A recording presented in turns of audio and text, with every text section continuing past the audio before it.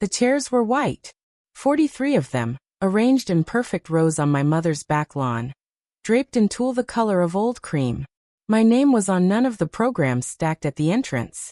The centerpieces were gardenias, Priscilla's favorite, not mine. I had asked for dahlias.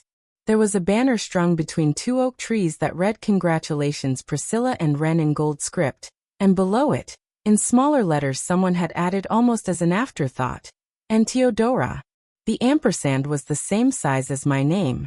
I stood at the edge of that lawn holding a check for $11,200, the full cost of both events, and I felt something move through my chest that had no name, only temperature.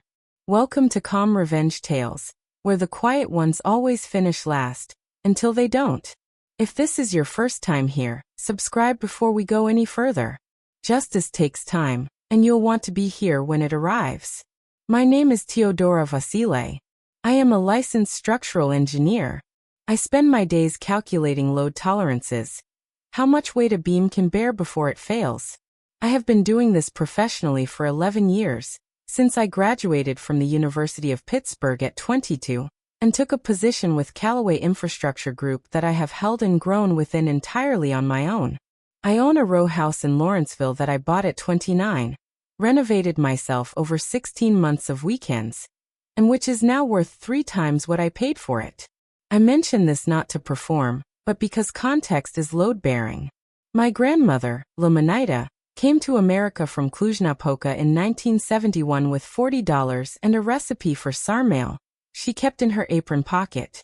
She was the kind of woman who pressed her lips together instead of crying, who laughed with her whole body when there was something to laugh about, and who once told me, I was maybe 9 years old, sitting at her kitchen table while she rolled cabbage leaves. "Teo, in this family you will have to earn the right to take up space. Start early." She was 78 and had congestive heart failure, and she lived in the in-law suite I built for her off my kitchen. My parents lived 40 minutes north in Cranberry Township. They called Lumenita on her birthday and at Christmas, which accounted for roughly all their contact with her. I called her every morning at 7. We ate together 4 nights a week. She taught me to make her mother's recipe for kozenak, the sweet braided bread that takes 3 hours and smells like orange peel and rum. Every Sunday I made it. Every Sunday she watched me with her hands folded on the table, correcting my technique with small precise instructions that never felt like criticism. My fiancé, Callum, a soft-spoken man who taught 8th grade history, and had the particular patience of someone who has explained the fall of Rome to 30 12-year-olds simultaneously, had been coming to those Sunday dinners for 2 years by the time he proposed. He loved Lumenita. She approved of him in the reserved, particular way she approved of things she considered genuinely good. She offered him the second piece without asking. My sister Priscilla was 31 to my 34. She had been planning her wedding to Ren Achterberg for 14 months, with the focused intensity of someone who had been rehearsing for the role since childhood. The venue was booked. The dress was chosen. The date was set, June 14th. Callum and I had been planning a small ceremony. 12 people. A restaurant we loved in the Strip District with a private room. Our date, June 21st. In March my mother called. "Your father and I have been thinking," she said, "which has historically preceded nothing good. Since your dates are so close, and since Priscilla's venue can accommodate more people, it makes more sense to combine one event. Celebrate both weddings together." I asked what Callum and I would need to contribute. "Well, the venue upgrade to hold both parties costs $4,800, and catering scales up. We're thinking you cover the difference." I asked what the difference was. There was a pause that lasted exactly long enough for me to understand. She had the number ready.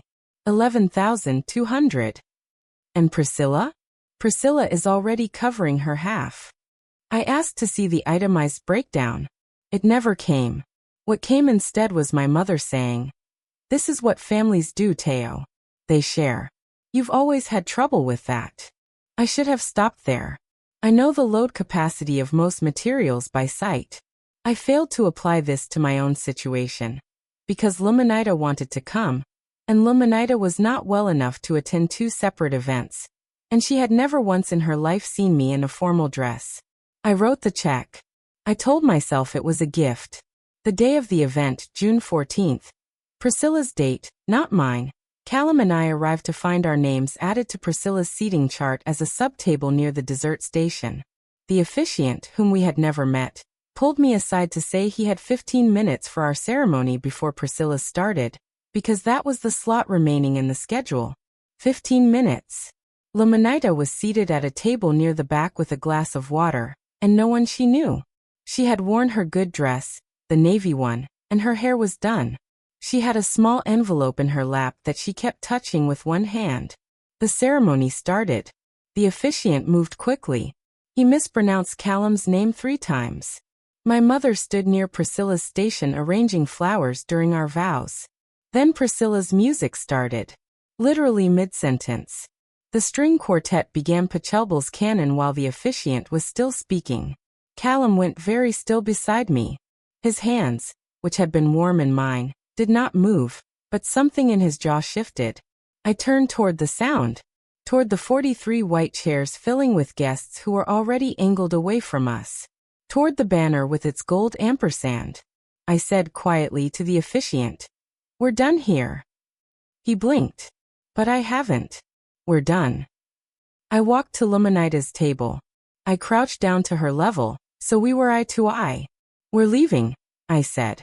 She looked at me for a moment. Then she said, and this was the first of the 3 times, "I know a better place."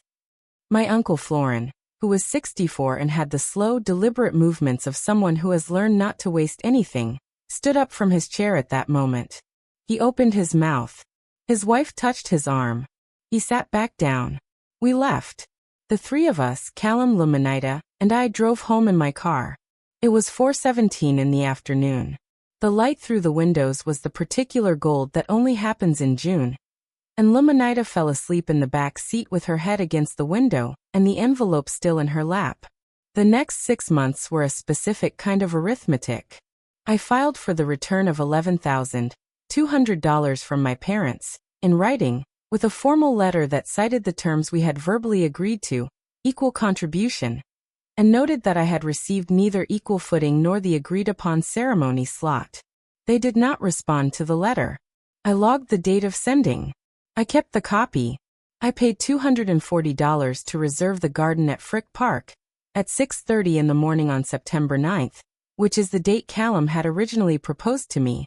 He had taken me there in the early morning, before the joggers arrived, and asked me with the city still gray and quiet behind us. I paid a licensed officiant named Bethan Okafor $350 for an hour of her time, and her full attention.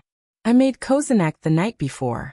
Luminita sat at my kitchen counter and directed, her hands folded, her voice low and precise.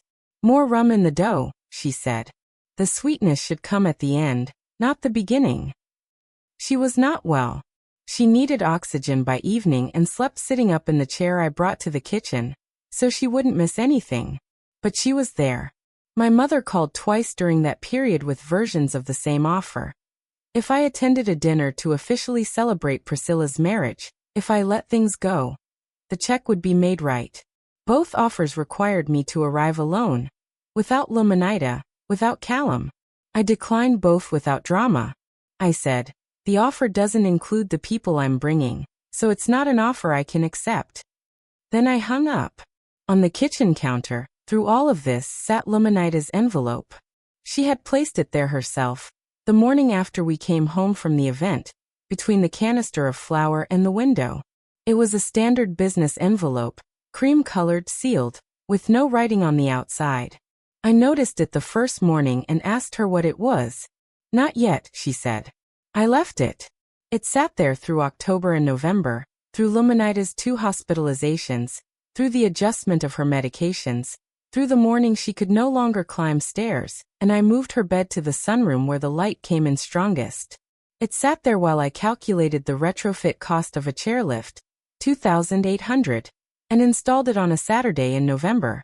It sat there while Callum grated papers at my kitchen table, and I made soup from the neck bones she had taught me to save.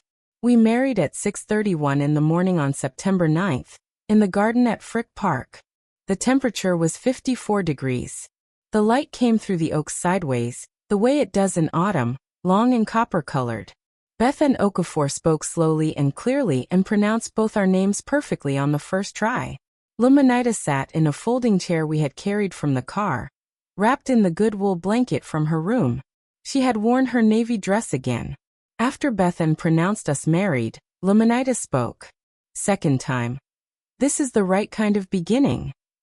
If you're still here and you don't want to miss how this ends, subscribe now. What comes next is the part the envelope has been waiting to explain. Luminita died on a Thursday in December, at home, in the sunroom, with the winter light on her face and Callum reading to her in the next room, because she liked the sound of his voice even when she couldn't follow the words. She had made her arrangements in advance. The attorney, a woman named Geraldine Mwangi, who had offices on Forbes Avenue and handled estates with the efficient calm of someone who has seen every possible human response to grief, contacted me the following week. The reading of the will took place in Geraldine's office, in a room with a rectangular table and 6 chairs. Present, me, Callum, my parents, Priscilla, Ren and Florin, who had driven down from Cranberry Township without being asked. Luminita's estate was not complicated in structure, but it was specific. She had owned, free and clear, the house in Lawrenceville where she had lived before moving in with me. A 3-bedroom on Davison Street, she had bought in 1983 for $62,000, and which was now appraised at $480,000. She had savings in a Fidelity account totaling $93,412. She had a collection of Romanian jewelry she had brought from Cluj, appraised at roughly $11,000. She had left the house, the savings, and the jewelry to me. She had left my parents and Priscilla $1 each, as is legally required to demonstrate intent and prevent challenge. And she had left a letter. Geraldine read it aloud. It was 4 paragraphs.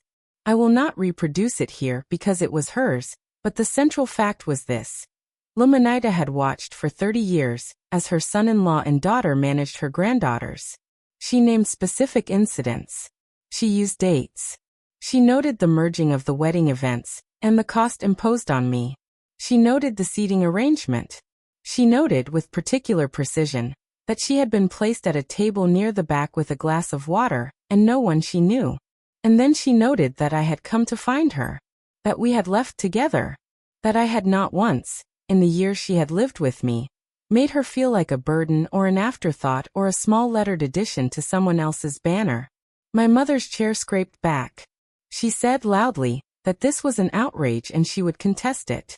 Geraldine informed her that Luminita had been evaluated for cognitive capacity by a physician on record, had signed the will in the presence of 2 witnesses and a notary, and had specifically noted in the document that she anticipated a challenge, and that the document had been prepared accordingly. My mother's voice went higher. Priscilla cried in the particular way of someone performing grief for an audience, and watching to see if it's working. Florin, who had said nothing for 20 minutes, looked at the table. His hands went still. He did not look at my mother. He did not look at anyone.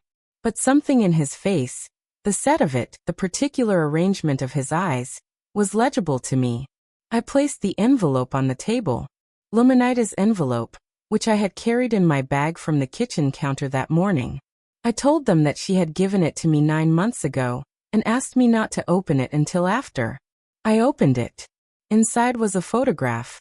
The 2 of us at the kitchen counter, Callum behind us on his phone, the Kozenak on the marble in front of us, Luminita's hands on mine in the dough. He had taken it without telling us. The light was the yellow of the kitchen that night. On the back, in her handwriting. This is the inheritance. Remember it. I looked at my mother. She had one visible moment of something. Not guilt, not quite, but something adjacent to it. A recognition. Her hands were in her lap, and they were still.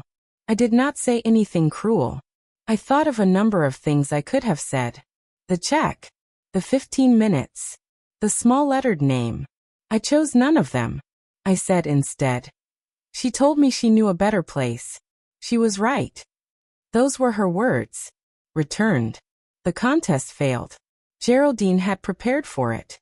The challenge was dismissed in January, and the estate transferred in February.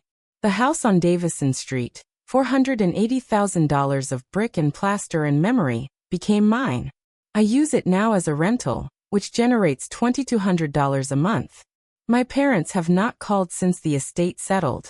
Priscilla sent one text, in March, asking if we could talk. I wrote back that I was open to that when the $11,200 was returned, as a precondition of any conversation. The text was read but not answered. Florin came for dinner in April. He brought wine and didn't mention any of it. He ate 2 pieces of Kozanac and said it tasted like lemonitis. He left at 9 and texted from the car. She would be proud. That was enough. Every Sunday morning I still make the bread. The dough takes 3 hours. More rum, so the sweetness comes at the end. I roll it in the kitchen with the winter light coming in, or the spring light, or the summer light, whatever light there is, and the photograph is pinned to the cabinet above the counter. Her hands on mine, the loaf between us. There is an aphorism that says the meek shall inherit the earth, and people say it with a kind of patient resignation, as though meek means weak, as though quiet means losing. Lemonita never raised her voice in a way I can remember.